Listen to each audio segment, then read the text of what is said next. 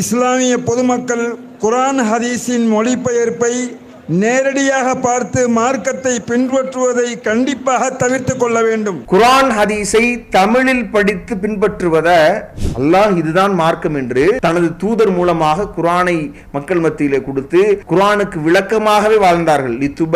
லின்னாஸ், மக்களுக்கு அதை விளக்குவதற்காகவே தூதர் அனுப்பப்பட்டார். அந்த வாழ்க்கையை வாழ்ந்திருக்கிறாங்க. நபிமொழிகள்ல பார்க்கிறோம். மூன்றாவது ஆதாரமாக இதை விடுத்து இவர்கள் இன்றைக்கு இமாம்கள் என்று பின்பற்றுகிறார்கள் என்றால் இவங்க தமிழகத்தை பின்னோக்கி இழுத்து சென்று கொண்டிருக்கிறார்கள் என்பதைத்தான் சுதாரித்துக் கொள்ள வேண்டும். இதுல கவனிக்க வேண்டிய மற்றொரு விஷயம் என்ன அப்படின்னா, இந்த திருமறை குர்ஆனையும் நபிமொழிகளையும் கண்டிப்பாக தவிர்க்க வேண்டும் என்று சொன்னவர்கள் எப்படி நாம அதை கடைபிடிப்பது? ஆலிம்கள் வழியாக நீங்க பின்பற்றணும். குர்ஆன் ஹதீஸ் இஜ்மா கியாஸ் ஆகியவற்றின் ஞானமும் இறையச்சமும் உள்ள இமாம்களின் நேரான வழிகாட்டுதலின்படி மீலாது விழாக்கள் என்கிற பெயரில் இவர்கள் நடத்தக்கூடிய அந்த நிகழ்ச்சிகள் இதெல்லாம் குறித்து இன்றைக்கு கேள்வி எழுப்பப்படுவது அடிப்படையில் குர்ஆன் ஹதீஸை வைத்துத்தானே, அந்த மொழியாக்கங்களை பார்த்துத்தானே.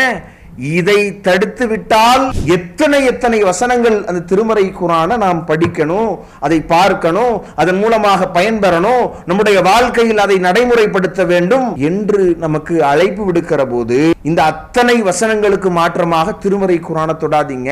குர்ஆன் ஹதீஸின் மொழிபெயர்ப்பை நேரடியாக பார்த்து மார்க்கத்தை பின்பற்றுவதை கண்டிப்பாக தவிர்த்து கொள்ள வேண்டும். முதல்வர் கவலை என்னன்னா, இமாம கூப்பிட்டு எதுக்கெடுத்தாலும் கல்யாண வீடுனாலும் நான் தான், இளவு வீடுனாலும் நான் தான் என்கிற மாதிரி எதுக்கெடுத்தாலும் நாங்கள் அழைக்கப்படணும். அந்த மனநிலை இவர்களுக்கு இன்னும் மாறல. இன்னும் சொல்ல போனா கூப்பிட்டு பேர் வைக்கணும்னா அதுல ஒரு வருமானம் இருக்கும். அப்ப அதுக்கு அழைக்கிறது இல்ல. சரி, இப்படி இவங்க சூட்டி இருந்த பெயர்களுடைய லட்சணம் என்ன தெரியுமா? அஸ்ஸலாமு அலைக்கும் வரஹ்மத்துல்லாஹி வபரகாத்துஹு.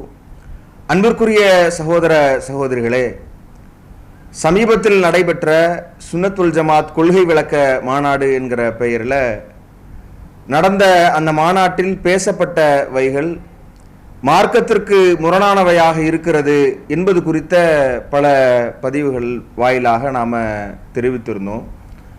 அதன் தொடர்ச்சியாக சில தீர்மானங்களை அந்த மாநாட்டின் தீர்மானங்களாக அவங்க அறிவித்திருப்பதும் அதுவே அவர்களுடைய கொள்கை எத்தகையது என்பதை நமக்கு படம் பிடித்து காட்டுகிறது. அதில் 12வது தீர்மானமாக அவர்கள் சொல்லும்போது, தென்னூர் வட்டார ஜமாத்துல் உலமா சபை தலைவர் அதை அறிவிக்கிறார். அவர் அறிவிக்கக்கூடிய அந்த செய்தி என்ன, தீர்மானம் என்ன அப்படின்னு பார்த்தோம்னா, இஸ்லாமிய பொதுமக்கள் குர்ஆன் ஹதீஸின் மொழிபெயர்ப்பை நேரடியாக பார்த்து மார்க்கத்தை பின்பற்றுவதை கண்டிப்பாக தவிர்த்து கொள்ள வேண்டும். குர்ஆன் ஹதீஸை தமிழில் படித்து பின்பற்றுவதை கண்டிப்பாக தவிர்த்து கொள்ள வேண்டும். இஸ்லாமிய பெருமக்கள் குர்ஆனையும் ஹதீஸையும் அதன் மொழிபெயர்ப்பை படித்து அதை மார்க்கமாக பின்பற்றுவதை தவிர்த்து கொள்ள வேண்டும் என்பதுதான் அந்த தீர்மானம். இது எவ்வளவு பாரதூரமான ஒரு கருத்தை இவர் முன்வைக்கிறார் என்பதை நாம கவனத்தில் கொள்ளணும். ஏன்னா இன்றைக்கு அல்லாஹுவின் மாபெரும் கிருபையினால் தமிழகம் முழுக்க இஸ்லாத்தின் மூல ஆதாரங்களாக இருக்கிற திருமறை குர்ஆனும் நபிமொழிகளும் தமிழில் மொழிபெயர்க்கப்பட்டு பெரும்பான்மையான மக்கள் மத்தியிலே அது கொண்டு சேர்க்கப்பட்டிருக்கிறது. இப்படியான இந்த சூழல்ல மார்க்கத்தை அவர்கள் கற்றுக்கொள்வது என்பது அவர்களுக்கு மிக எளிதான ஒன்றாக ஆக்கப்பட்டிருக்கிற இந்த நிலையில் இவர்கள் இது போன்ற அந்த சூழலை தடுத்து நிறுத்த வேண்டும் என்பதற்கான ஒரு செயல் திட்டமாகத்தான் இந்த தீர்மானத்தை போட்டிருப்பதை நாம பார்க்க முடியுது. இதில் இவர்கள் சொல்கிற அந்த வாசகம், ஏன்னா ஏதோ தெரியாமல் வாசித்து விட்டார்கள், பேசுகிற போது ஏதோ ஒன்றை தவறுதலாக சொல்லிவிட்டார்கள் என்றில்லை, முன்பே தீர்மானித்து அதை குறித்து பேசி பல விஷயங்களை திட்டமிட்டு தீர்மானமாக அறிவிக்கிற ஒன்றே இந்த அளவிற்கான அவர்களுடைய கொள்கை என்று சொல்லக்கூடிய ஒன்றுக்கு, அவருடைய கொள்கை என்று சொல்லக்கூடியது எவ்வளவு அபாயகரமானது என்பதை இவர்களுடைய இந்த தீர்மானம் தெளிவுபடுத்துது. இதுல கவனிக்க வேண்டிய விஷயம் என்ன அப்படின்னா, இவர்கள் பயன்படுத்துகிற அந்த வாசகம், அத குர்ஆனையும் ஹதீஸையும் அதன் மொழிபெயர்ப்ப நேரடியாக பார்த்து படித்து மார்க்கத்தை பின்பற்றுவதை கண்டிப்பாக தவிர்த்து கொள்ள வேண்டும். இவங்க கண்டிப்பாக தவிர்க்கணும் என்பதை தர்காக்கு சொல்லி இருக்கிறாங்களா, தாயத்து தகடுக்கு சொல்லி இருக்கிறாங்களா?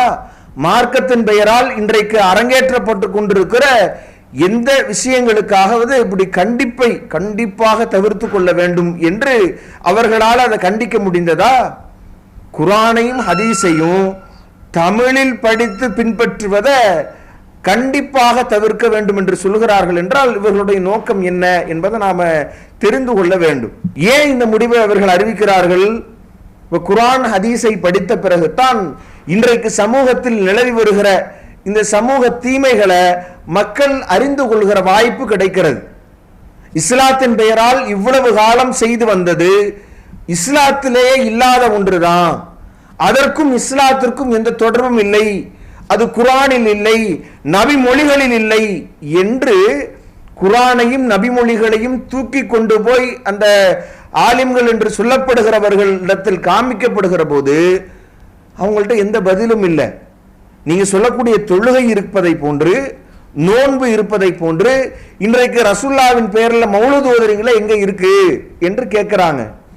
சுபஹான மௌலித் எந்த ஹதீஸ்ல இருக்கு, மைதீன் மௌலூத் எந்த ஹதீஸ்ல இடம்பெற்றிருக்குது என்று இவர்கள் கேட்கிற போது அவர்களிடத்துல பதில் இல்லை.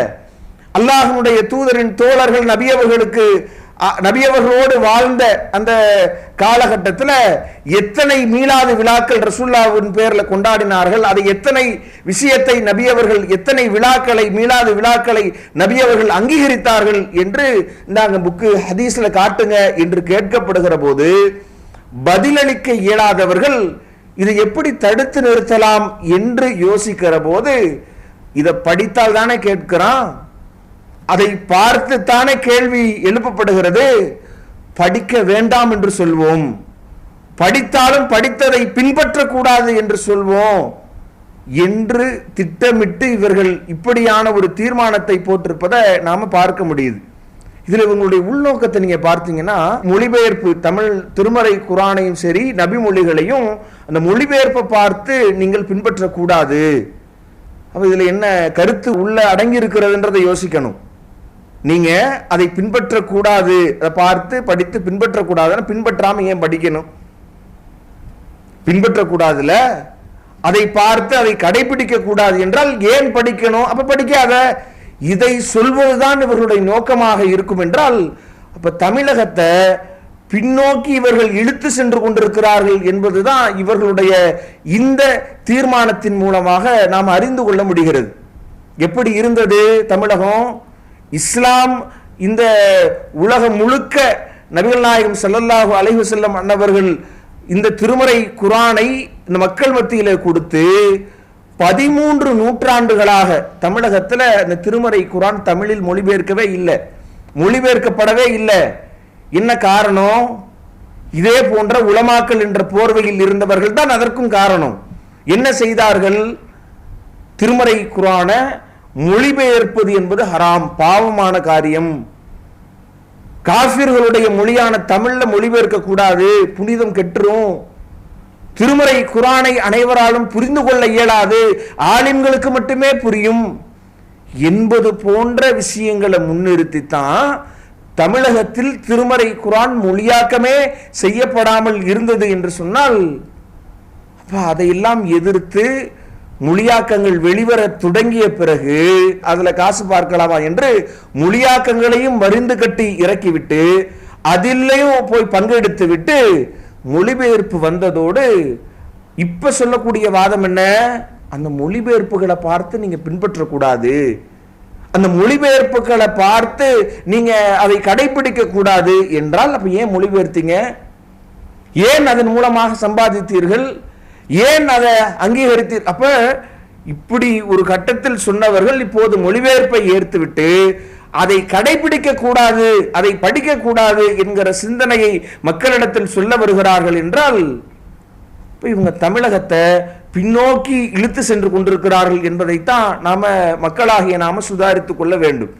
இதுல கவனிக்க வேண்டிய மற்றொரு விஷயம் என்ன அப்படின்னா, இந்த திருமறை குர்ஆனையும் நபிமொழிகளையும் நாம பின் பார்த்து நேரடியாக பார்த்து பின்பற்றுவதை கண்டிப்பாக தவிர்க்க வேண்டும் என்று சொன்னவர்கள். சரி, எப்படி நாம அதை கடைபிடிப்பது? ஆலிம்கள் வழியாக நீங்க பின்பற்றணும்.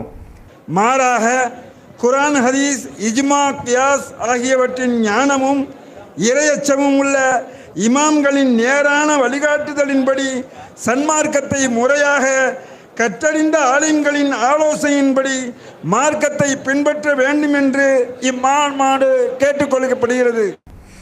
இது எந்த மாதிரியான வாதம்னா, பழங்காலத்தில் சொல்லப்பட்டதே. தமிழகத்தில் முன்னொரு காலம் இருந்தது. அந்த காலகட்டத்தில் நீங்கள் நேரடியாக அல்லாஹ்விடத்தில் பிரார்த்திக்க கூடாது. அடுப்புல நமக்கு தோசை வேணும்னா மாவை கொண்டு போய் அடுப்புல ஊத்துவோமா? இடையில் ஒரு கல்லை வைக்கிற மாதிரி அவுலியாக்கள் மூலமாகத்தான் நெருப்பை, அல்லாஹ்வை அடைய வேண்டும் என்கிற மாதிரி போலித்தனமான உதாரணங்கள் சொல்லப்பட்டு அல்லாஹ்வை விடுத்து அவுலியாக்களிடம் கையேந்த வேண்டும் என்கிற நிலைக்கு தமிழகத்தை கொண்டு சென்றார்களே, அதை இப்ப திரும்ப கொண்டு வர பார்க்கிறீங்களா? திருமறை குர்ஆனையும் நபிமொழிகளையும் நாம் புரிய முடியாது என்கிற பிம்பத்தை கட்டமைக்கிறீர்களா? இன்றைக்கு இந்த திருமறை குர்ஆனும் நபிமொழிகளும் தான் தமிழகத்தில் எத்தகைய மாற்றத்தை ஏற்படுத்தியிருக்கிறது. முன்னொரு காலத்தில் இருந்த தமிழகத்தில் நடந்து வந்த அனாச்சாரங்கள் இன்றைக்கு வழக்கொழிந்து போயிருக்கிறது. பல தர்காக்கள் நாதியற்று போயிருக்கிறது. பல சமூக தீமைகள் இன்றைக்கு காணாமல் போயிருக்கிறது. மார்க்கத்தின் பெயரால் உருவாக்கப்பட்டு வந்திருந்த எவ்வளவோ பல நன்மை என்று மக்களால் கடைபிடிக்கப்பட்ட காரியங்கள் இன்றைக்கு அதை மக்கள் அடையாளம் கண்டு அதை புறக்கணிக்க தொடங்கிவிட்டார்களே. இது இந்த திருமறை குர்ஆனும் நபிமொழிகளும் தமிழகத்தில் ஏற்படுத்திய மாற்றம் என்றால் இன்னும் அது ஏற்படுத்த வேண்டும்.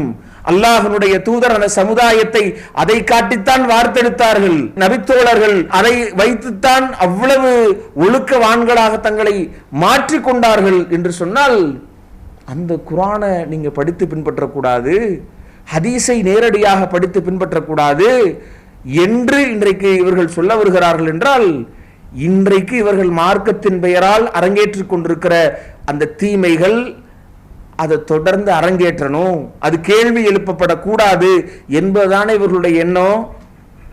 இன்றைக்கு பாங்குக்கு பின்னாடி செலவாத்து ஓதக்கூடிய விஷயமாக இருக்கட்டும், இவங்க 2 பாங்கு ஜும்மாக்கள்ல சொல்லுவதாக இருக்கட்டும், அதுல அந்த ஜும்மா என்கிற பெயரில் இவர்கள் படிக்கக்கூடிய வாசகமாக இருக்கட்டும், அதில் நடக்கிற நிகழ்வுகளாக இருக்கட்டும், தொழுகைக்கு பிறகு கூட்டு துவாக்களை ஓதுவதாக இருக்கட்டும், தராவிஹ் என்ற பெயரில மார்க்கம் ஒரு முறை கூட அல்லாஹ்வுடைய தூதர் உச்சரிக்காத பெயரை சொல்லி 23 ரக்காத்துகளை உருவாக்கி வைத்திருப்பதாக இருக்கட்டும், ஷஅபான் மாதம் பிறை 15 நோன்பு நோக்க வேண்டும், இரவெல்லாம் வணங்க வேண்டும் என்று அறிமுகப்படுத்தியதாக இருக்கட்டும், ரஜபு பிறை 27 இவர்கள் செய்து வருகிற வணக்க வழிபாடுகளாக இருக்கட்டும், இறந்தவர்களின் பெயரால் இவர்கள் செய்யக்கூடிய அந்த அநியாயங்கள், மார்க்கத்தில் இல்லாத பல புதுமைகளை உருவாக்கி ஃபாத்திஹாக்கள் ஓதுவது, 40 நாள் வருட ஃபாத்திஹா என்று நபியவர்களை வைத்தும் இதே நிலைதான். அவர்களை புகழ்ந்து பாடுகிறோம், அந்த சபைக்கு நபியவர்கள் வருகை தருவார்கள் என்கிற மாதிரியான சிந்தனைகள், சித்தாந்தங்கள், மீலாது விழாக்கள் என்கிற பெயரில் இவர்கள் நடத்தக்கூடிய அந்த நிகழ்ச்சிகள், அப்ப இதெல்லாம் குறித்து இன்றைக்கு கேள்வி எழுப்பப்படுவது அடிப்படையில் குர்ஆன் ஹதீஸை வைத்துத்தானே, அந்த மொழியாக்கங்களை பார்த்துத்தானே. இதை தடுத்து விட்டால் இதை தடுத்து விடலாம். குர்ஆன் ஹதீஸின் மொழிபெயர்ப்பை நேரடியாக பார்த்து மார்க்கத்தை பின்பற்றுவதை கண்டிப்பாக தவிர்த்து கொள்ள வேண்டும். சீப்பை ஒழிச்சு வச்சா கல்யாணத்தை நிறுத்திடலாம்னு நினைக்கிறார்கள். ஒருபோதும் நடக்காது என்பதை நாம தெரிவித்துக் கொள்கிறோம். ஏன்னா மக்கள் அந்த சென்றடைந்த அந்த திருமறை குர்ஆனும் நபிமொழிகளும் எதை மக்களுக்கு சொல்லுகிறது, எந்த போதனைகளை மக்கள் மத்தியில் அது சொல்லுகிறது என்பதை மக்கள் விளங்கி கொண்டார்கள். இன்றைக்கு மதுஹபுகளின் பெயரால் சமுதாயத்தை பிளவுபடுத்த நினைக்கிற ஆலிம்கள் என்கிற போர்வையில இந்த 4 மதுஹபுகளை கொண்டவர்களாகத்தான் இருக்கணும், வேறு நபர்களுக்கு பள்ளியில் இடமில்லை என்று இந்த 4 கூறுகளாக திருமறை குர்ஆன் நபிமொழிகள் அதில் இடம்பெற்றிருந்தாலும் கூட இந்த மதுஹப் இமாம்கள் சொல்லவில்லை என்றால், அதற்கு மாற்றமாக இருந்தால் திருமறை குர்ஆனை ஒதுக்கி வையுங்கள், நபிமொழிகளை ஒதுக்கி வையுங்கள் என்கிற உங்கள் சிந்தனை தான் குர்ஆனை தொடாதீங்க, ஹதீஸை தொடாதீங்க, அதனுடைய மொழியாக்கங்களை படிக்காதீங்க, அதை படிச்சு பின்பற்றாதீங்க என்கிற அந்த ஒரு தீர்மானத்திற்கு வர வைத்திருக்கிறது என்கிற போது குர்ஆன் ஹதீஸின் மொழிபெயர்ப்பை நேரடியாக பார்த்து மார்க்கத்தை பின்பற்றுவதை கண்டிப்பாக தவிர்த்து கொள்ள வேண்டும். திருமறை குர்ஆன் எதற்கு அருளப்பட்டுச்சு போதும் அது தெரியணும்ல. சாதாரணமான ஒரு வேதமா? இறை தூதர் தனக்கு வழங்கப்பட்ட அற்புதமாக அறிவித்தார்களே. நீங்கள் வைக்கக்கூடிய இந்த வாதம் என்ன மாதிரியான வாதம்? மக்கத்து காஃபிர்கள் வைத்த வாதம். வகாலல்லதீன கஃபரு லா தஸ்மஉ லிஹாதல் குர்ஆன், இந்த குர்ஆனை கேட்காதீர்கள் என்று ஏக இறைவனை மறுப்பவர்கள் கூறினார்களே, அந்த வாதத்தில் வைக்க பார்க்கிறீர்கள். இதை பார்த்து நேரடியாக பார்த்தால் நீங்கள் வழி தவறக்கூடும் என்கிற சிந்தனை உங்களுக்கு இருக்கும் என்றால், இறைவன் இந்த திருமறை குர்ஆனை அறிவிக்கிறான். குர்ஆன் என்பது ஹுதல்லின் நாஸ், மக்களுக்கு நேர்வழி காட்டி, ஒபையினாத்தின் மினல் ஹுதா வல் ஃபுர்கான், இது தெளிவாக நேர்வழியை, பொய்யை விட்டு உண்மையை பிரித்து காட்டக்கூடியது என்று இறைவன் அறிவிக்கிற போது, நீங்க இந்த திருமறை குர்ஆனை நேரடியாக படித்து பின்பற்றக்கூடாது என்று குர்ஆனுக்கு எதிராக சட்டம் இயற்றுகிறீர்கள் என்றால், நீங்க ஆலிம்கள் என்று உங்களை நீங்க எப்படி அடையாளப்படுத்த முடியும் மக்கள் மத்தியில? திருமறை குர்ஆன் எதற்கான ஒரு வேதம்? அது வெறுமனே இறந்தவர்களுக்காக ஓதப்பட வேண்டிய ஒரு வேதமா, அல்லது தகடுகள்ல கரைத்து குடிக்கப்பட வேண்டிய ஒரு வேதமா? அதற்காக மட்டும்தான் அது இறக்கப்பட்டதா உங்கள் பார்வையில?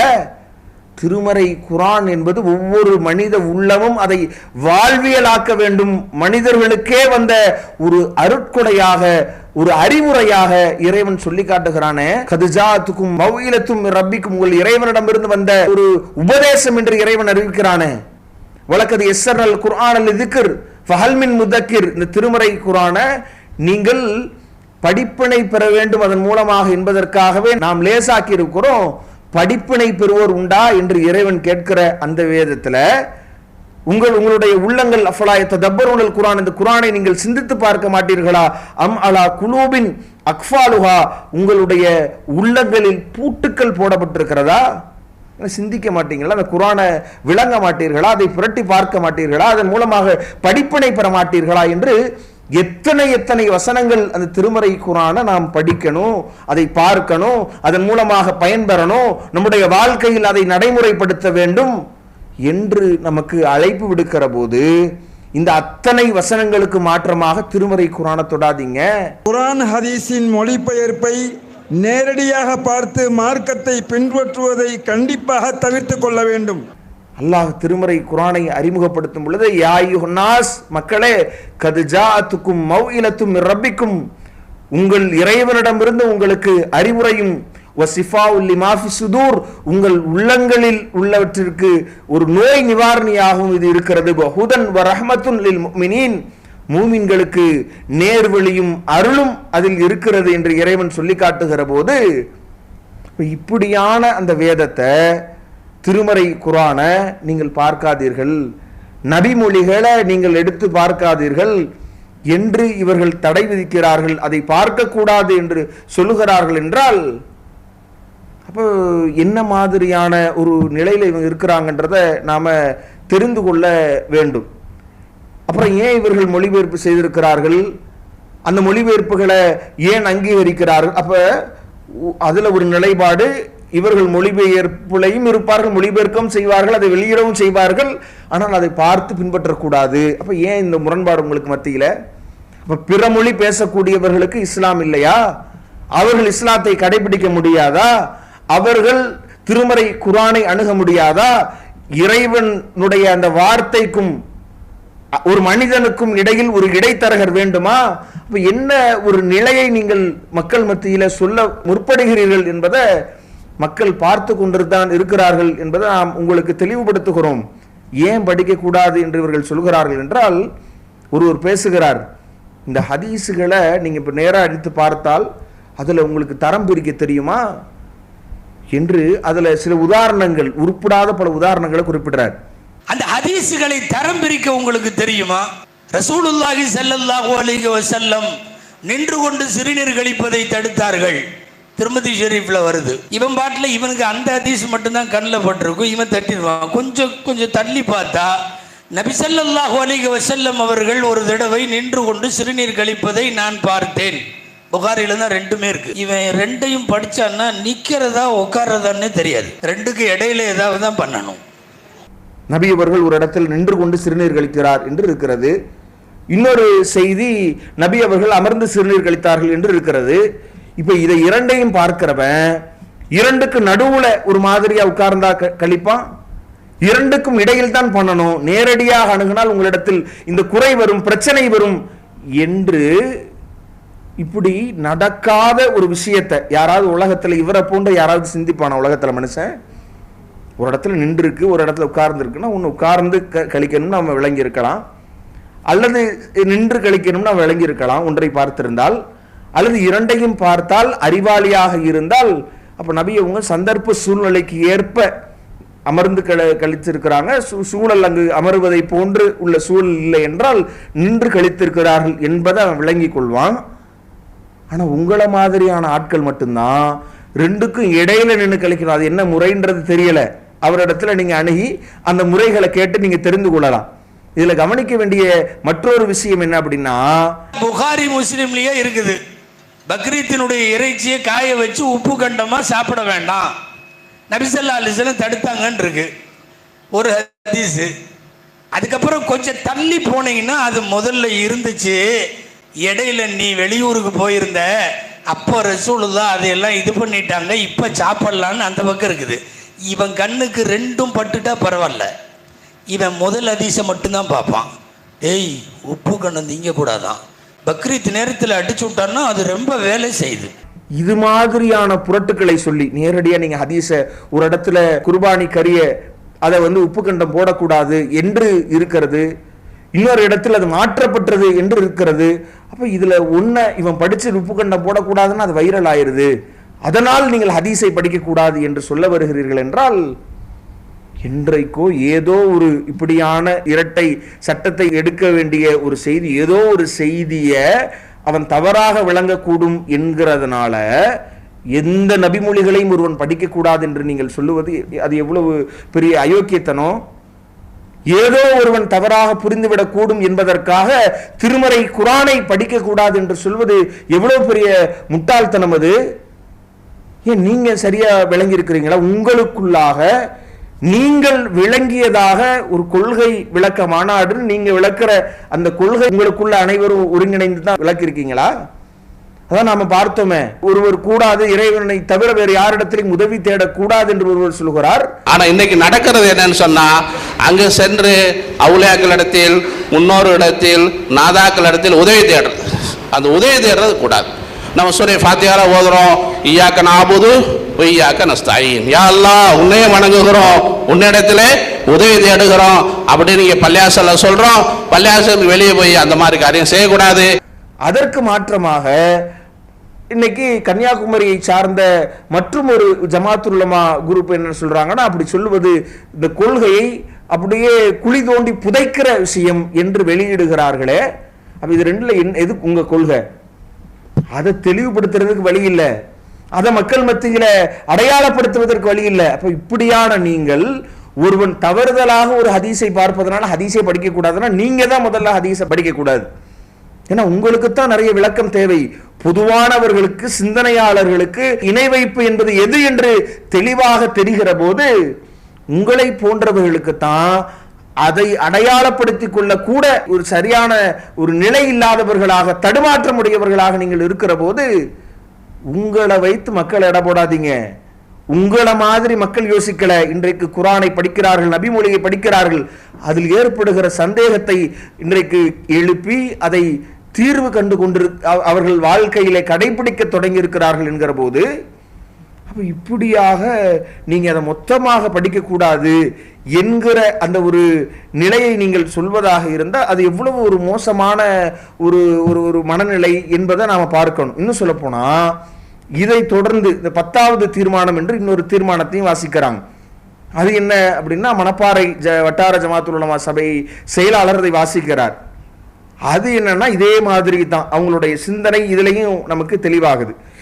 இஸ்லாமிய பெருமக்கள் கொள்கை சம்பந்தமாகவோ மார்க்க சட்டங்கள் சம்பந்தமாகவோ தங்களுக்கு ஏதேனும் சந்தேகங்கள் ஏற்பட்டால் அதனுடைய விளக்கங்களை கூகுள் மற்றும் யூடியூப் போன்ற சமூக வலைத்தளங்களுக்கு சென்று தேடாமல் தங்களுக்கு அருகாமையில் இருக்கக்கூடிய சுன்னத்துவல் ஜமாத் ஆலிம் பெருமக்களிடத்திலே நேரடியாக கேட்டு அறிந்து தெளிவு பெற்றுக் கொள்ளுமாறு இந்த மாநாடு அன்போடு கேட்டுக்கொள்கிறது.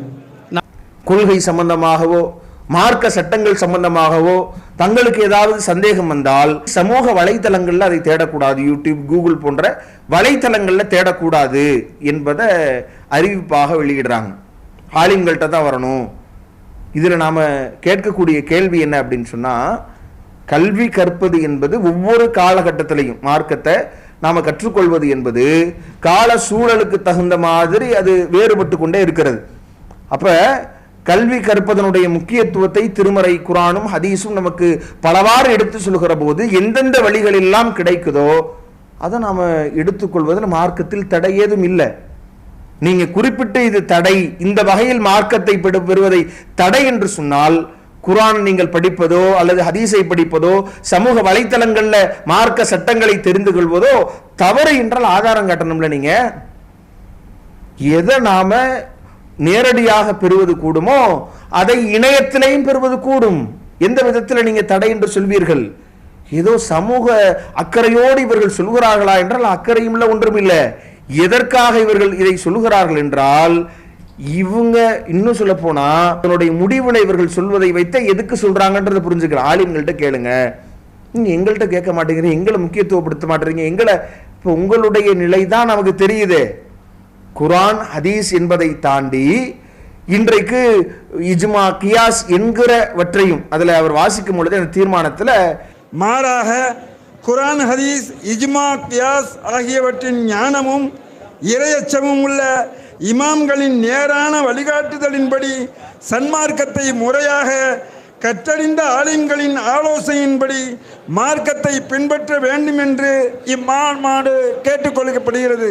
இஜ்மா கியாஸ் என்கிற அந்த அடிப்படைகளை எல்லாம் தெரிந்து அதை கற்றுணர்ந்த ஒரு ஆலிமின் கீழ் அதை நீங்க கேட்கணும் என்று சொல்ல வருகிறார்கள் என்றால், இவங்கள்ட்ட நாம கேட்கக்கூடிய கேள்வி என்னன்னா, சமூக வலைத்தளங்களை உங்க பார்வையில பயன்படுத்தக்கூடாது என்கிற போது நீங்க எதற்காக இந்த இப்ப நாம பதில் சொல்லக்கூடிய இந்த வீடியோ உட்பட சமூக வலைத்தளங்கள்ல ஏன் பதிவு செய்றீங்க? அதே மாதிரி இவர் பேசக்கூடிய இந்த பேச்சாளர் தொடர்ந்து பல்வேறு வீடியோக்களை பதிவு செய்வதையே வளமையாக வைத்திருக்கிறார். அவரும் அதை குறிப்பிடுறார். நான் சஹாபாக்கள் தொடர்பாக இந்த தலைப்பின் கீழே நான் தொடர்ந்து யூடியூப்ல பேசிக்கிட்டு இருந்தேன் என்று அவர் குறிப்பிடுவதை நீங்க கேளுங்க. உங்களுக்கு தெரிஞ்சிருக்கலாம், சஹாபாக்களுடைய வரலாறுகளை யூடியூப்ல பேசிட்டு வந்தோம், நான் பேசிட்டு வந்தேன். அப்ப இப்படி சொல்லக்கூடியவர்கள் ஒரு லாபம் அடைகிறார்கள் என்கிற போது, அதன் மூலமாக பலன் கிடைக்கிறது என்கிற போது, இப்ப சமூக வலைத்தளங்களை நீங்க பயன்படுத்துவீங்க, அதுல பேசிடுவீங்க, அதுல உங்களுக்கு பெரும் வருமானம் வரலாம். இப்படி இருக்கிற நிலையில அதை பொதுமக்கள் பார்க்க கூடாது, மார்க்க சட்டங்கள் அதில் கேட்க கூடாதுன்னா முரண்பாடு இல்லை. ஏன் இந்த முரண்பாடு உங்கள்கிட்ட, ஏன் இவ்வளவு பெரிய தடுமாற்றம் உங்கள்கிட்ட ஏற்படுது அப்படின்னா, அப்போ அந்த ஒரு முரண்பாட்டோடு தான் உங்களுடைய நிலை இருக்கிறது. இதுதான் உங்களுடைய கொள்கை தெளிவின்மை என்பதை நாம தெரிந்து கொள்கிறோம். இது எப்படி தெரியுமா இருக்குது? இப்ப கூடாது ஆனா நாங்க செய்வோம் என்பது இவங்களுக்கு புரிகிற மாதிரியான உதாரணம்னு சொல்ல போனா, மது விற்கக்கூடிய அயோக்கியன் என்ன செய்வான்னா, மது ஏண்டா விற்கிற, நாங்க தான் அதுல எழுந்திருக்கிறோம்ல, விற்கக்கூடாது, மது வீட்டுக்கும் நாட்டுக்கும் உயிருக்கும் கேடு என்று எழுதி கொடுக்கிறோம்ல என்பதை பதிலாக சொன்னா அது எப்படி பொருத்தமில்லாததாக இருக்கிறதோ. இப்போ வீடியோ பார்க்கக்கூடாது, சமூக வலைத்தளங்கள்ல மார்க்க சட்டங்கள் தேடக்கூடாதுன்னா ஏன் வெளியிடுறீங்க? நாங்க தான் வேணான்னு தீர்மானம் போட்டோம்ல, தீர்மானம் நீங்க போட்டுட்டு வெளியிட்டு இருப்பீங்க. அப்ப அது எப்படி ஒரு முட்டாள்தனமான அடிப்படையோ அதே போன்ற ஒரு நிலைப்பாட்டை, ஒரு தடுமாற்றத்தை இவர்கள் வைத்திருக்கிறார்கள் என்பதை நாம பார்க்கிறோம். இன்னும் ஏன் இவர்களுக்கு இந்த அச்சம், ஏன் இதை சொல்றாங்க அப்படின்னு நம்ம பார்த்தோம்னா, பிறகு அதை அவங்க தெளிவுபடுத்துறாங்க. குர்ஆன் ஹதீஸ் இஜ்மா கியாஸ் ஆகியவற்றினுடைய ஞானமும் இறையச்சம் உள்ள இமாம்களின் நேரான வழிகாட்டுதலின்படி இந்த சன்மார்க்கத்தை முறையாக கற்றறிந்த ஆலிம்களின் ஆலோசனைப்படித்தான் பின்பற்றணும்ன்றத இந்த மாநாடு கேட்டுக்கொள்கிறது அப்படின்னு சொல்றாங்களே. அப்போ குர்ஆன் ஹதீஸு ஆன்லைன்ல மார்க்க விஷயங்களை கேட்டு பின்பற்றக்கூடாதான். இந்த சுன்னத் ஜமாத் ஆலிம்ஷாவிடத்துல கேட்டு, கற்றறிந்த ஆலிம்ஷாக்கள்கிட்ட கேட்டு பின்பற்றணும். சரி, அந்த ஆலிம்ஷா யாரு? நீங்களா அல்லது உப்மா சபை என்று உங்களை விமர்சிக்கிறார்களே மஜ்லிஸ் உலமா என்கிற ஒரு அமைப்பு, அப்ப அதுலயே தங்களை சுன்னத் ஜமாத்னு சொல்லிக்கிறாங்க. அவங்களும் உங்களை எதிர்த்து பல தீர்மானங்கள் எடுக்கிறாங்க. இந்த 2 பேர்ல யாரு சுன்னத் வல் ஜமாத் ஆலிம்ஷாக்கள் நாங்க தெளிவுபடுறது யார்கிட்ட கேட்கறது போதும் அதை முடிவு பண்ணிட்டு வரணும்ல, நீங்க அறிவிக்கணும்ல. உங்க 2 பேர்ல யார் சுன்னத் வல் ஜமாத் ஆலிம்கள்? இப்ப நீங்க ஒரு நிலைப்பாட்டை சொன்னீங்க, அதாவது உதவி தேடக்கூடாது என்று. அங்கு சென்று அவுலியாக்களிடத்தில், முன்னோர் இடத்தில், நாதாக்களிடத்தில் உதவி தேடுறது, அந்த உதவி தேடுறது கூடாது. கன்னியாகுமரி மாவட்ட ஜமாத்துல் உலமா சபை அவங்க ஒரு முடிவை சொல்றாங்க. இப்ப இந்த 2 பேர்ல யார் உலமா? இந்த 2 பேர்ல நாம யாரிடத்துல போய் கேட்கணும்? அதை தெளிவுபடுத்தணும் மக்கள்கிட்ட. உங்களுக்கே ஒரு கொள்கை தெளிவில்லாத நிலையில் இருந்து கொண்டு குர்ஆனும் ஹதீஸும் கொள்கை தெளிவை மக்களுக்கு நேர்வழியை காட்டுகிறது என்று இறைவன் அறிவிக்கிற போது அதை பார்க்காதீங்க, வழிகட்டுருவீங்க. எங்களை பாருங்கன்னா உங்களை பார்த்தால் நாங்க எங்க போய் நிற்போம் என்பது உங்களுடைய அந்த வார்த்தைகள் எங்களுக்கு தெரியலையா? இன்னும் சொல்ல போனா இவங்களுடைய அந்த நிலைகளை நீங்க பார்க்கலாம். ஆன்லைன்ல கேட்பதை, இது போன்ற குர்ஆன் ஹதீஸை நாம மொழிபெயர்ப்புகளை படிப்பதை ஏன் இவர்கள் தடுக்கிறார்கள் என்றால் எங்கள்கிட்ட யாரும் வரல. இதுதான் இவர்கள் வைக்கக்கூடிய பிரதான காரணம். இதுக்கு உதாரணம்லாம் சொல்லி ஒருத்தர் விளக்குறாரு. என்ன அப்படின்னா, நீங்கள் கட்டடம் கட்டணும், இணையதளத்தில் ஆன்லைனில் அசர்த்து சொன்ன மாதிரி கூகுளில் அடித்து யாரும் கட்டடம் கட்டுறதில்லை. நேராக இன்ஜினியரை கூப்பிட்டு, மேஸ்திரியை கூப்பிட்டு ரேட்டு பேசி இவ்வளோ ஸ்கொயர் ஃபீட்டுன்னு ஒப்படைக்கிறீங்களா இல்லையா? காய்ச்சல் வந்துருச்சு அல்லது வேறு ஏதாவது ஒரு பெரிய வியாதி வந்துருச்சு, கூகுள்கிட்ட கேட்டு நீங்களாம் மருத்துவம் பார்க்கறதில்ல, டக்குன்னு டாக்டர்கிட்ட போயிடுறீங்களா இல்லையா? மருத்துவம் என்றால் டாக்டரிடம் போகிறான், கட்டிடம் கட்ட வேண்டும் இன்ஜினியரிடம் போகிறான், ஏதாவது கேஸ் வழக்கு சமாச்சாரம் வாதம் பிரதிவாதம்னா வக்கீல்கிட்ட போயிடுறான், மார்க்க விஷயம்னா கூகுள்கிட்ட போயிடுறான். கட்டடம் கட்டுறீங்க, நீங்கள் யார்கிட்ட போவீங்க? இணையத்திலேயே பார்ப்பீங்க. உடனே ஒரு இன்ஜினியரை பார்க்குறீங்கல்ல, ஒரு கேஸுனா வக்கீல்கிட்ட போகிறீங்கல்ல. ஒரு அதே மாதிரி ஒரு மார்க்க விஷயம்னா உலமாட்ட தான் போகணும். நம்ம ஏற்கனவே சொன்ன மாதிரி தான் உலமானா யாருன்றதை உறுதிப்படுத்துங்க. உலமா என்பதற்கான அந்த நிலை உங்களிடத்தில் இருக்கிறதா என்பதை நீங்கள் மக்கள் மத்தியில் உங்கள் கொள்கை எது என்பதை அடையாளப்படுத்தாத வரைக்கும் எப்படி மக்கள் உங்களை ஏற்றுக்கொள்வார்கள் என்பதையும் நாம் முன்வைக்கிறோம். இப்போ இந்த உதாரணத்தை எல்லாம் சொல்லி இவர் சொல்லக்கூடிய விஷயம் என்னன்னா, இப்போ மார்க்கம்னா நீங்கள் உலமாக்கள்கிட்ட தான் போகணும், இதைத்தான் குர்ஆன் ஹதீஸ் சொல்லுதா? திருமறை குர்ஆன் என்ன நமக்கு சொல்லி காட்டுகிறது? அல்லாஹ் சூரத்து நிசால சொல்லுகிறான், ஃபலா வ ரப்பிக், உமது இறைவன் மீது ஆணையாக என்று இறைவன் அறிவிக்கிறான். லா யுமினூன, அவர்கள் நம்பிக்கை கொண்டவர்களாக ஆக மாட்டார்கள். ஹத்தா யுஹக்கிமூக ஃபீமா சஜர பைனஹும், தங்களுக்கு மத்தியில் ஏற்பட்ட சண்டையில உம்மை அவர்கள் நீதிபதியாக ஆக்கி, சும்மலா யஜிது ஃபி அன்ஃபுஸிஹிம் ஹரஜா மிம்மா கலைத்த வயுசல்லிமு தஸ்லீமா, அப்போ உம்மை நீதிபதியாக ஆக்கி அதை ஏற்று பின்னர் நீங்க வழங்கிய தீர்ப்புல அவர்கள் அதிருப்தி கொள்ளாமல் முழுமையாக கட்டுப்பட்டால்தான் அவங்க நம்பிக்கை கொண்டவர்களாக ஆவார்கள். இல்லை என்றால் அவர்கள் நம்பிக்கை கொண்டவர்களாக ஆக மாட்டார்கள் என்று இறைவன் சொல்கிறான். இப்போ தீர்ப்பு மார்க்க சட்டம் என்பது யாரிடத்தில் நாம் போய் கேட்கணும்? யாரை நாம அத்தாரிட்டியா கருதணும்? மார்க்கத்தின் அத்தாரிட்டி யாரு? அல்லாஹும் அவனுடைய தூதரும் இல்லையா? இப்போ அவங்கள விட்டுட்டு இவங்கள்ட்ட போகணுமா? அல்லாஹ் சொல்றான், நம்பிக்கை கொண்டவர்களாக நீங்க ஆகணும்னா உங்களுக்கு ஏற்படுகிற பிரச்சனைகளுக்கு நபி அவர்களைத்தான் நீதிபதியாக ஆக்கணும். அவர் வழங்கிய தீர்ப்புல நீங்கள் அதிருப்தி கொள்ளாம அதை ஏற்கணும், முழுமையாக அதற்கு நீங்கள் கட்டுப்படணும் என்று இறைவன் அறிவிக்கிறான் என்பதை நாம பார்க்கிறோம். இது மாதிரி அல்லாஹ் சொல்லுகிற எண்ணற்ற பல வசனங்களை பார்க்கலாம். இன்னமா கான கௌலல் முஃமினீன் இதா துஉ இலல்லாஹி வ ரசூலிஹி லியஹ்கும பைனஹும் ஐயகூலு சமிஅனா வ அத்தஅனா உலாயிக ஹுமுல் முஃப்லிஹூன், அவர்களிடையே தீர்ப்பு வழங்குவதற்கு அல்லாஹ்விடமும் அவனுடைய தூதரிடத்திலேயும் அவர்கள் அழைக்கப்படுகிற போது செவியுற்றோம் கட்டுப்பட்டோம் என்பதை நம்பிக்கை கொண்டவர்களுடைய கூற்றாக அதுதான் இருக்க வேண்டும். அவர்கள்தான் வெற்றி பெற்றவர்கள் என்று இறைவன் சொல்கிறான் என்றால், அப்போ உங்களுக்கு நீ ஒரு மார்க்க சட்டங்களை வழங்குவதற்கு இந்த மார்க்கத்தின் அதிகாரம் படைத்த அல்லாஹ்விற்கு மட்டும்தான் அதற்குரிய தகுதி இருக்கிறது. அல்லாஹ்விடத்திலிருந்து வஹியை பெற்று அறிவிக்கிற அல்லாஹ்வுடைய தூதரிடத்தில் தான் அந்த அதிகாரம் இருக்கிறது என்கிற போது, அப்போ அந்த அதிகாரத்தை நீங்க எப்படி கையில் எடுக்க முடியும்? இதை நாம் ஒரு முக்கியமான அடிப்படையாக சொல்லிக் கொள்கிறோம். இதே மாதிரி இவர்கள் இந்த மார்க்கத்தின் பெயரால் இன்னைக்கு எங்களிடத்தில் கேட்கணும் என்று சொல்லக்கூடிய இவர்களுடைய நிலை என்ன? மார்க்கத்தை இவர்கள் எந்த அளவிற்கு கடைபிடிக்கிறார்கள்? இவர்கள் இன்றைக்கு சமுதாயத்தில் ஏற்படுத்தியிருக்கிற தீமைகள் என்ன? மார்க்கத்திற்கு முரணான பல காரியங்கள் என்ன? மார்க்கத்தில் இவர்களை எப்படி நாம் அத்தாரிட்டியா நினைக்க முடியும்? மார்க்கம் என்பது அல்லாஹ்வுடைய திருமறை வசனம் சொல்கிறது, அல்யவும் அக்குமல் துலக்கும் தீனக்கும் வாத்துமம் அலைக்கும் நிஅமதி வரலீது லக்குமுல் இஸ்லாம தீனா, இன்றைய தினத்தோடு உங்களுடைய மார்க்கம் உங்களுக்காக நிறைவு செய்து விட்டேன் என்று இறைவன் சொல்கிறானே, தனது அருளை முழுமைப்படுத்தி விட்டதாக சொல்கிறானே, உங்களுக்கு இந்த இஸ்லாத்தை வாழ்க்கை நெறியாக பொருந்தி கொண்டேன் என்று இறைவன் அறிவிக்கிறானே. அப்ப பொருந்தி கொண்ட முழுமைப்படுத்தப்பட்ட இந்த மார்க்கத்துல காலந்தோறும் இன்றைக்கு ஒவ்வொன்றாக கூட்டப்படுகிறது என்றால், ஆதாரமற்றவைகள் கூட்டப்படுகிறது என்றால், ஹதீசுகளில் பலவீனமான ஹதீசுகளை வைத்து ஒரு அமல்கள் கட்டமைக்கப்படுகிறது என்றால், அடிப்படை ஆதாரமே இல்லாமல் ஒன்றை செய்வதாக இருந்தால் ஆதாரம் காமிக்கணும்ல. அப்படி இல்லாததை சொல்லி கொடுக்கிற, மக்களுக்கு போதனை செய்கிற நீங்கள் எப்படி உலமாக்களாக இருக்க முடியும்? அப்போ இறை வசனம் முழுமை அடைஞ்சிருச்சு. முழுமையான நிறைவான மார்க்கத்தை குரானும் ஹதீஸும் நமக்கு தந்துவிட்ட பிறகு குரானில் எதுவெல்லாம் இல்லையோ அதை நீங்கள் மார்க்கமாக இன்றைக்கு கருதி செய்தால், அதை சொன்னால், அதை அங்கீகரித்தால், அதை எப்படி நாங்கள் மார்க்கமாக எடுத்துக்கொள்ள முடியும்? உங்களிடத்தில் நாங்கள் எப்படி கேட்க முடியும்? நீங்கள் சொல்லுகிற எது மார்க்கத்தில் இருக்கிறது? இன்றைக்கு நீங்கள் திருமணத்தின் பெயரால் நீங்கள் அரங்கேற்றி வைத்திருக்கிற பல அனாச்சாரங்கள், இன்றைக்கு ஒரு இறந்து விட்டார் ஒருவர் என்று சொன்னால் அதன் பெயரில் நீங்கள் உருவாக்கி வைத்திருக்கிற மார்க்கத்திற்கு எதிரானவைகள். நபி அவர்கள் தன்னுடைய 23 ஆண்டு காலங்களில் ஒரு முறையாவது நீங்கள் செய்து கொண்டிருக்கிற மார்க்கத்திற்கு விரோதமான, நாங்கள் சுட்டிக்காட்டி கொண்டிருக்கிற இந்த அனாச்சாரமான காரியங்களை நபி அவர்கள் ஒரு தடவைகள் செய்திருக்கிறார்களா? உங்களால் காட்ட முடியுமா?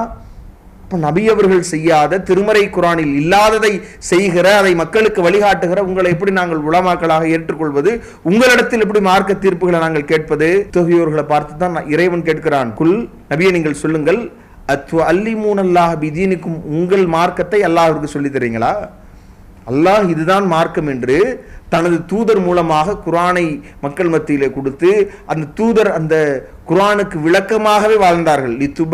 லின்னாஸ், மக்களுக்கு அதை விளக்குவதற்காகவே தூதர் அனுப்பப்பட்டார். அதை வாழ்க்கையை வாழ்ந்திருக்கிறாங்க. நபிமொழிகளில் பார்க்கிறோம். இதை தாண்டி மூன்றாவது ஆதாரமாக இதை விடுத்து இவர்கள் இன்றைக்கு இமாம்கள் என்று பின்பற்றுகிறார்கள் என்றால், இதில் இருந்தாலும் கூட அதை விடுத்து நாங்கள் நபித்தோழர்களை பின்பற்றுவோம் என்று சொல்லுகிறார்கள் என்றால், இதுதான் இவர்களுடைய ஒரு கொள்கை என்பதை நாம் தெளிவுபடுத்திக் கொள்ள வேண்டிய சமயம் இது அப்படின்றத நாம் சொல்லிக் கொள்கிறோம். அதே மாதிரி இவர்களுடைய முழு வருத்தம் அதுதான். எதுக்குமே ஆலிம்கள்கிட்ட வர்றதில்லை. ஒரு பேர் வைக்கிறதுக்கு, இப்போல்லாம் பேர் வைக்கிறதுக்கே அஜர்த்திட்ட வர்றதில்லை நிறைய பேர். முஸ்லீம், இஸ்லாம், முஸ்லீம் பியூட்டிஃபுல் நேம்ஸ் அப்படின்னு அடிக்கிறான் கூகுளில். அது ஊர் பலாவை பூரா கொட்டுது, என்னென்னமோ பேர். அதை பூரா எடுத்துட்டு போய் வீட்டில் உட்காந்து இவனா ஒரு முடிவு பண்ணி அஜர்த்து வாயிலையும் நுழையாத ஒரு பேர் சொல்கிறான். அதை கடைசியில் அவர் வைக்கிற மாதிரி இருக்கு. இன்னைக்கு இவனா நெட்டில் தட்டுறான், அதில் என்னென்னமோ ஊர் பலாவே கொட்டுது. அதில் இவனே ஒரு வாயில் நுழையாத ஒரு பெயரை வைத்துக்கிட்டு இது அஜரத்தையும் வைக்க சொல்கிறான். அவரும் வேற வழி இல்லாமல் வைக்கிறாரு, வாயில் வராத அந்த பேரை வைக்கிறாரு. முதல் இவர் கவலை என்னன்னா அப்படின்னு சொல்கிறாருல்ல, இவர் கவலை என்னன்னா இமாமை கூப்பிட்டு ஒரு அதற்கும் எதுக்கெடுத்தாலும் என்ன கல்யாண வீடுனாலும் நான் தான், இளவு வீடுனாலும் நான் தான் என்கிற மாதிரி எதுக்கெடுத்தாலும் நாங்கள் அழைக்கப்படணும் என்கிற அந்த மனநிலை இவர்களுக்கு இன்னும் மாறலை. இன்னும் சொல்லப்போனால் கூப்பிட்டு பேர் வைக்கணும்னா அதில் ஒரு வருமானம் இருக்கும். அப்போ அதுக்கு அழைக்கிறது இல்லை. சரி, இப்படி இவங்க சூட்டி இருந்த பெயர்களுடைய லட்சணம் என்ன தெரியுமா? இன்றைக்கு இந்த குரானும் நபிமொழிகளும் தமிழகத்தில் மொழியாக்கம் செய்யப்பட்டு அதைத்தான் பின்பற்ற வேண்டும் என்ற நம்முடைய பிரச்சாரம் தலை தோங்கியதற்கு பிறகு இந்த பெயர்களில் ஏற்பட்ட மாற்றமே நீங்கள் வேற. இந்த அளவிற்கு கடந்த காலங்களில் பெயர்கள் இருந்தது. இதையெல்லாம் இணை வைப்பு பெயர்களாக அல்லாஹ்வுடைய தூதர் மோசமான பெயர்களை நபியவர்கள் தன்னுடைய வாழ்க்கையில் மாற்றி வைத்திருக்கிற நிகழ்வுகளை, பல நிகழ்வுகளை நாம பார்க்கிறோம். நபிமொழிகளில் அல்லாஹ்வுடைய தூதர் சொல்றாங்க, கால ரசூலுல்லாஹி ஸல்லல்லாஹு அலைஹி வஸல்லம், அஹ்னல் அஸ்மாஇ யௌமல் கியாமத்தி இந்தல்லாஹி ரஜுலுன், மறுமை நாளில் அல்லாஹ்விற்கு மிக வெறுப்பிற்குரிய பெயரை கொண்ட ஒரு மனிதர் யார் தெரியுமா? சம்மா அவருக்கு பேர் வைக்கப்பட்டிருக்கும். மலிக்குல் அம்லாக், அரசர்களுக்கெல்லாம் அரசல் என்று பெயர் வைக்கப்பட்டிருக்கும். அப்போ இந்த கருத்தில் அமைந்த எத்தனை பெயர்களை நீங்கள் சூட்டிருக்கிறீங்க. இப்படி இணை கற்பிப்பு கருத்தை பொதிந்திருக்கிற நாகூர் ஆண்டவர் பிச்சை, மொய்தீன் பிச்சை என்ற பெயர்களே இன்றைக்கு தமிழகத்தில் எவ்வளவு இருந்திருக்கிறது. அப்போ இதை நீங்கள் தடுத்து நிறுத்துவதற்கு என்ன முயற்சிகளை செய்திருக்கிறீர்கள்? அப்போ இப்படியான பெயர்களை சூட்டி நீங்கள் இந்த சமுதாயத்தை நபிமொழிக்கு எதிராக உருவாக்கி கொண்டிருந்த சூழல் மாறி குர்ஆன் ஹதீஸ் தெரிகிற போது இவர்களாக தேடி எடுத்து பெயர் வைக்கும் பொழுது உங்களுக்கு பிடிக்கலன்னா அது தப்புனா தடுத்துல அது வேணாம் வைக்க முடியாதுன்னு சொல்லணும். அதை வச்சிட்டதாகவும் அவர் சொல்றாரு. ஏன் வைக்கிறாங்க? அப்போ அதில் கிடைக்கிற அதையாவது நாம் அதை லாபம் அடைந்து கொள்ளலாம் என்கிற எண்ணம் உங்களுக்கு இருக்கும்னா, அப்போ மார்க்க விஷயங்களில் உங்களை நாம் எப்படி ஒரு பொறுப்புதாரியாக உங்களிடத்தில் கேட்க வேண்டும் என்கிற எண்ணம் மக்களுக்கு ஏற்படும். அப்போ குர்ஆன் ஹதீஸை விடுத்து குர்ஆன் ஹதீஸின் அடிப்படையில் சொல்லப்படுகிற மார்க்க சட்டங்களை நாம பெறுவதை தடுக்க வேண்டும் என்கிற இவர்களுடைய எண்ணம் அதனுடைய பின்புலத்தில் இவர்களிடத்தில் பழைய நிலைமைக்கு திரும்ப மீண்டும் தமிழகம் வர வேண்டும், இவர்கள் கட்டுப்பாடுக்கு கீழே இருக்கணும், இவர்கள் மார்க்கமாக அங்கீகரிக்கிற விஷயங்களை மக்கள் அங்கீகரிக்கணும், இவர்கள் தடுக்கிற விஷயங்களை மக்கள் தவிர்க்கணும் என்கிற காரணத்தை தவிர வேறு என்ன காரணம் இவங்களுக்கு இருக்க முடியும்? அதே மாதிரி ஆன்லைன்ல பார்த்த பிறகு ஏற்பட்ட மாற்றங்கள் என்ன அப்படின்னா, குர்ஆனை பார்க்கிறோம், ஹதீஸை பார்க்கிறோம், இதுல இருக்காத விஷயங்கள் இன்றைக்கு அரங்கேறினால் கேள்வி எழுப்புறாங்க மக்கள். குர்ஆன்ல இப்படி இருக்குதே, நீங்க இப்படி செய்றீங்களே, கூடுமா?